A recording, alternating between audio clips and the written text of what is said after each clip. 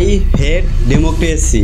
ধরুন আপনি একটি শিপে আছেন এবং এই শিপটিকে একটি কান্ট্রি থেকে অন্য একটি কান্ট্রিতে নিয়ে যেতে হবে। এখন প্রশ্ন হলো, এই শিপের ক্যাপ্টেন কাকে নির্বাচন করবেন? র্যান্ডম মানুষদের নাকি এমন কাউকে যার কাছে শিপ চালানোর বাস্তব রুল এবং ডিমান্ড সম্পর্কে পরিষ্কার জ্ঞান আছে? বিশ্বের সবচাইতে বিখ্যাত গ্রিক ফিলোসফার সক্রেটিস এই প্রশ্নের মাধ্যমেই ডেমোক্রেসিকে ক্রিটিসাইজ করেছিলেন।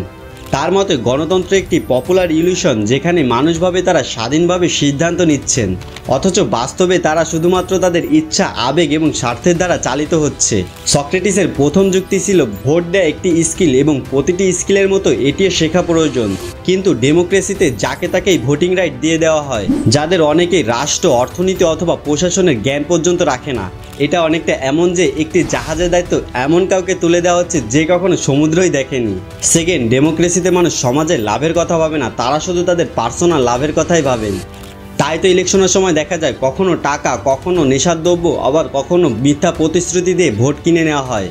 থার্ড, সাধারণ মানুষের ইমোশনকে ম্যানিপুলেট করে অনেক সময় ক্ষমতায় আসে। কাজের ভিত্তিতে নয়, বরং ভালো বক্তব্য, মিথ্যা আশ্বাস এবং জাতীয়তাবাদের নামে তারা মানুষকে প্রভাবিত করে। ফোর্থ, সক্রেটিসের সবচাইতে বড় ভয় ছিল মেজরিটি রুল মাইনরিটিদের দমন করবে। এই সকল যুক্তি সক্রেটিস তার বিখ্যাত বই দ্য রিপাবলিকে প্রায় 2400 বছর আগে তুলে ধরেছিলেন।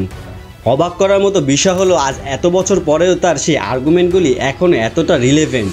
আর এই কারণেই বলা হয় Socrates was truly ahead of his time.